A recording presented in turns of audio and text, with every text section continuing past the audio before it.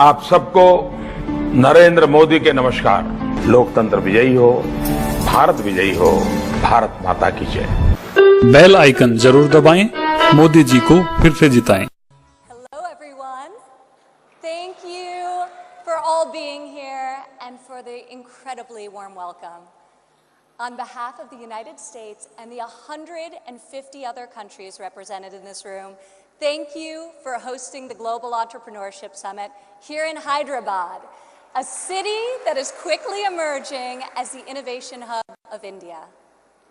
And thank you, Prime Minister Modi, for joining us here today, and for all that you are doing to build India as a thriving economy, a beacon of democracy, and a symbol of hope to the world.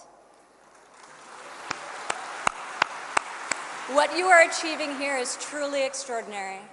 From your childhood selling tea to your election as India's Prime Minister, you've proven that transformational change is possible.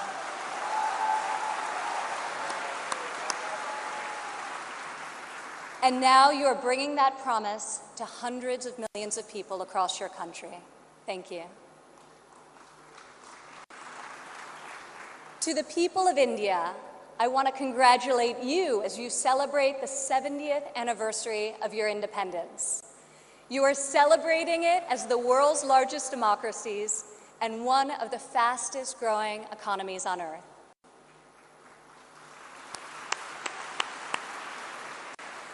Through your own enterprise, entrepreneurship, and hard work, the people of India have lifted more than 130 million citizens out of poverty. A remarkable improvement, and one I know will only continue to grow under the leadership of Prime Minister Modi. All of you are helping India's middle class reach its goal of nearly 500 million people by 2030. You have opened new universities across the country. Your doctors and scientists are discovering medical cures and life-saving technologies. Your engineers and your architects have built modern wonders that grace your skies. And Indian spacecraft have traveled to the moon and to Mars. The people of India inspire us all.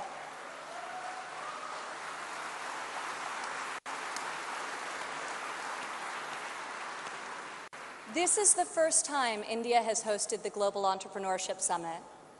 It is a symbol of the strength and friendship between our two people and the growing economic and security partnership between our two nations. As President Trump said earlier this year, India has a true friend in the White House.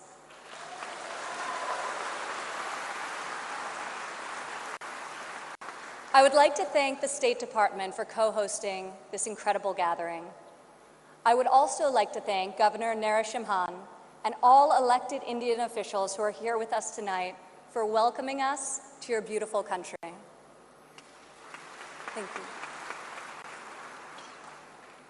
It's incredible to be in this ancient city brimming with transformative technology. Now, your tech centers may even outshine your world-famous biryani. Maybe. CEOs like Microsoft Satya Nadella went to school right here in Hyderabad.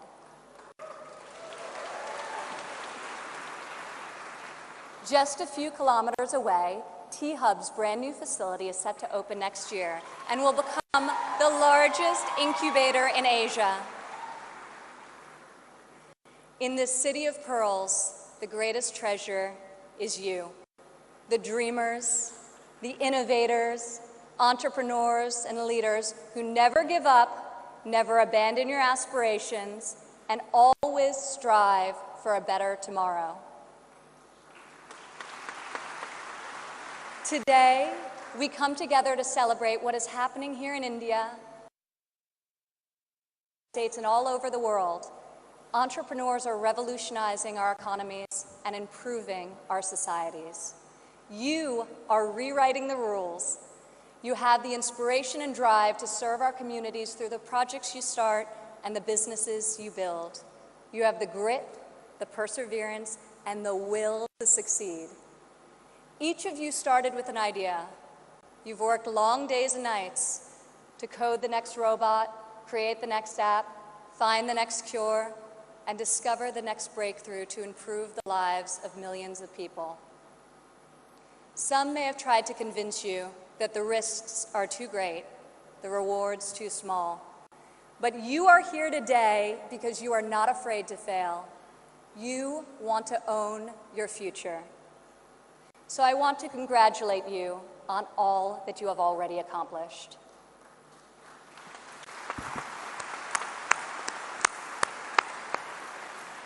And I especially want to congratulate the women entrepreneurs here with us today.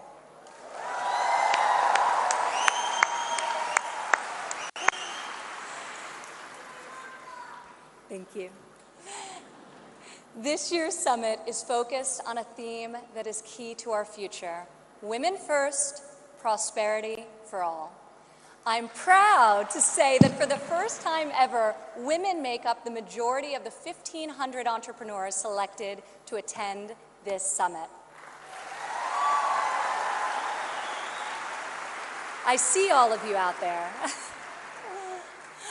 Only when women are empowered to thrive will our families, our economies, and our societies reach their fullest potential. As a former entrepreneur, employer, and executive in a male-dominated industry, I've seen firsthand that all too often, women must do more than their male counterparts to prove themselves at work, while also disproportionately caring for their families at home. After my father's election, I saw an opportunity to leave my businesses for the privilege of serving our country and empowering all Americans to succeed. Our administration is advancing policies that enable women to pursue their careers and care for their families, policies that improve workforce development and skills training, and policies that lift government barriers and fuel entrepreneurship so that Americans can turn their dreams into their incredible legacies. In the last decade, women have made remarkable strides in starting new businesses. Globally, between 2014 and 2016, entrepreneurship activity amongst women has increased by 10%. In the United States, within the last decade, the number of women-owned firms has grown by 45%. Even more promising, minority women have started nearly 8 in 10 new woman-owned businesses.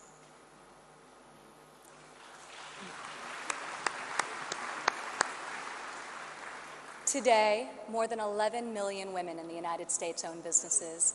They employ nearly 9 million workers and generate over $1 trillion in revenue.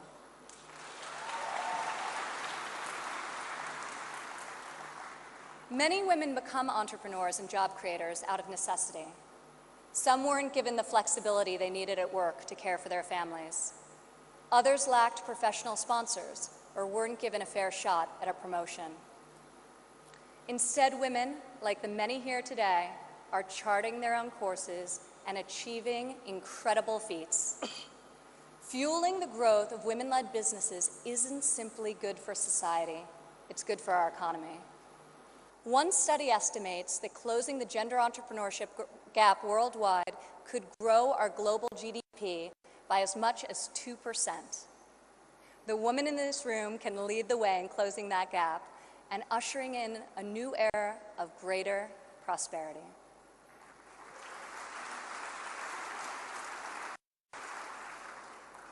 Yet despite the soaring rate of female entrepreneurs, women still face steep obstacles to starting, owning, and growing their businesses. We must ensure women entrepreneurs have access to capital, access to networks and mentors, and access to equitable laws. In developing countries, 70% of women-owned small and medium-sized businesses are denied access to capital. The result has been a nearly $300 billion annual credit deficit for women entrepreneurs in the developing world. In the United States, a Harvard Business Review report found that investors ask men questions about their potential for gains, whereas they ask women questions about their potential for loss. This could in part explain why women entrepreneurs received less than 3% of venture capital funding in 2016. We are working hard to reverse this trend. The U.S. Small Business Administration, for example, increased lending to women by over $500 million this year alone.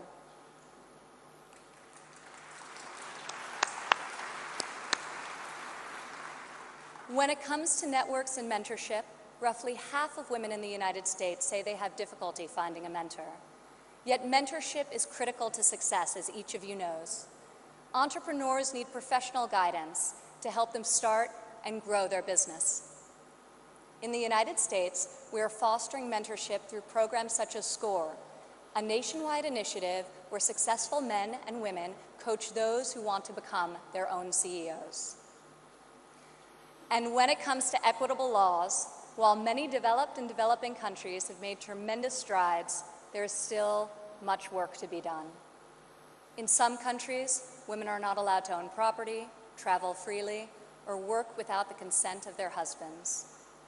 In even more countries, the cultural and family pressure is so great that women do not feel the freedom to work outside of the home. Our administration is striving to promote greater opportunity for women around the world, both through our domestic reforms and our international initiatives.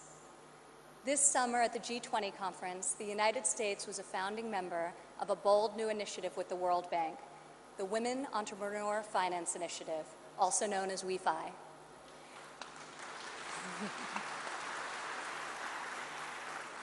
This facility provides access to capital, networks, and mentorship for women in developing countries. WEFI is the first facility to support women entrepreneurs at this scale, and we anticipate it will be able to leverage in excess of $1 billion in public and private financing. This facility also seeks to address the legal and regulatory barriers that limit opportunities for women entrepreneurs. In the last decade, USAID has promoted women's entrepreneurship through a number of programs, including providing microfinance loans to women in Afghanistan and bringing internet access to women in Nigeria and Kenya. USAID Administrator Mark Green is here with us today. Where are you, Mark? Thank you, Mark. I want to thank Mark and the entire U.S. delegation for their tireless work to improve the lives of millions, both domestically and abroad.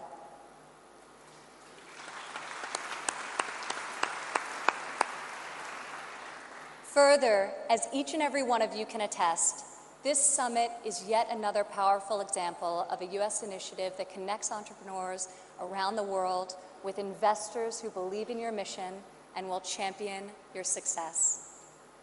I want to thank the U.S. business leaders who have traveled all the way to Hyderabad for this inspiring event. I also want to congratulate the more than 350 American entrepreneurs who were selected to be with us here today to represent America's brightest talent.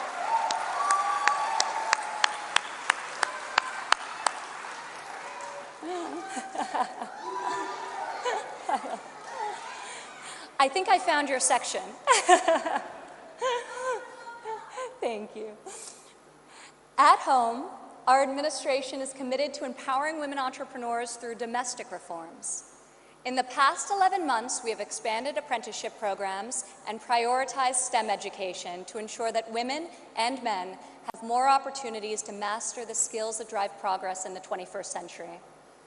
We have dramatically reduced job-crushing regulations, which disproportionately hurt entrepreneurs and small business owners.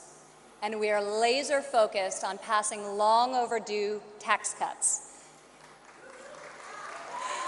This will provide much-needed relief to working families and to businesses of all sizes. Also this year, for the first time ever, the President's budget included a proposal to establish a nationwide program for paid family leave. We are committed to supporting women and men who work both inside and outside of the home.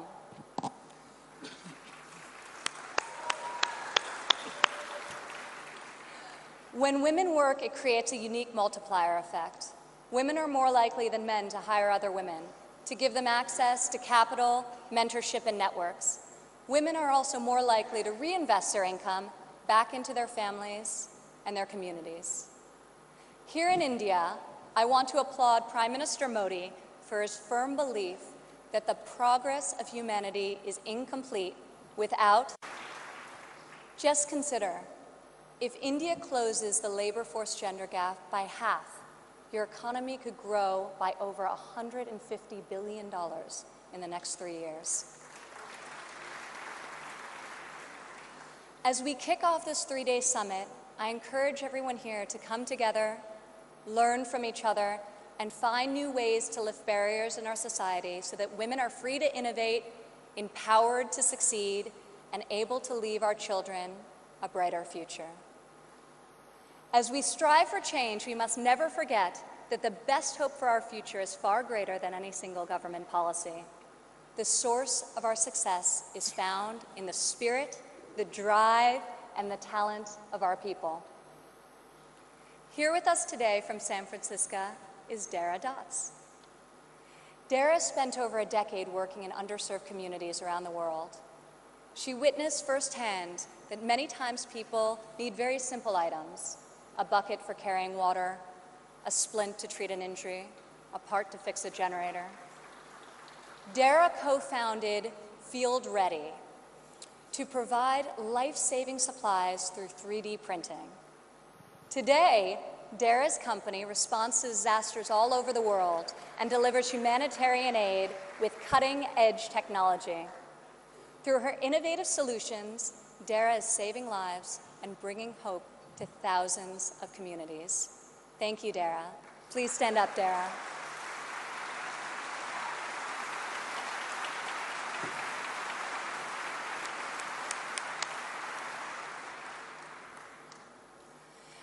Rajlakshmi Bhartakar joins us from Bangalore, India. When her son began having seizures at a young age, she decided to create her own solution to better monitor his health. Stand up.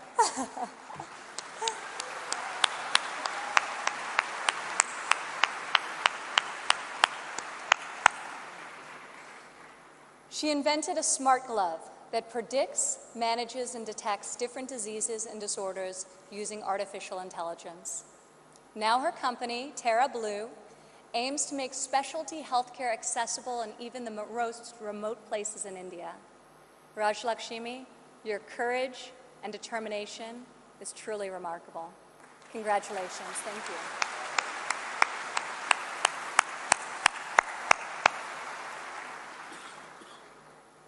Also here with us today is Rayan Karmalova from Azerbaijan. Rayan, please stand up.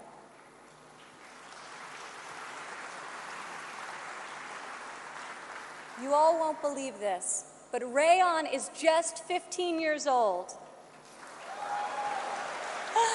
But that has not stopped her from founding a company that harvests energy from rainwater. Rayan has a powerful motto: light up one house at a time. Rayan, each home you light up is illuminating the world. We are inspired by your brilliance and your hard work. Thank you.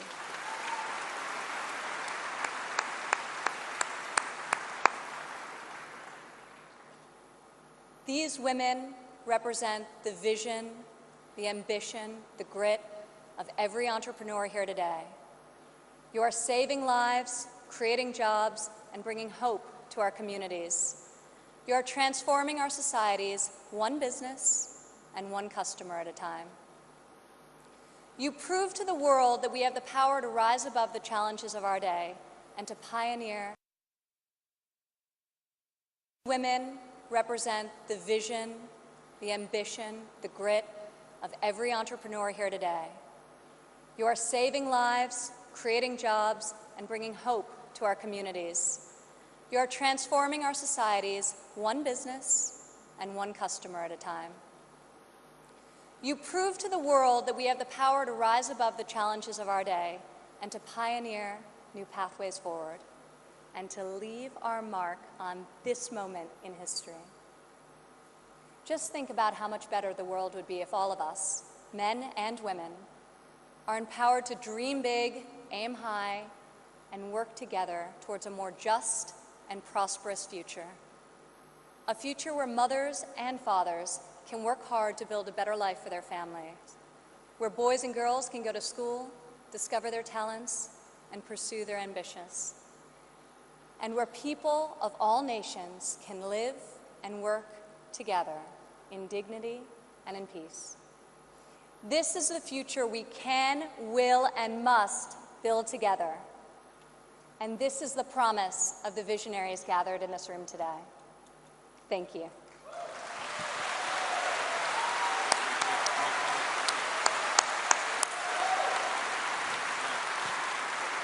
Thank you, Ms. Ivanka Trump.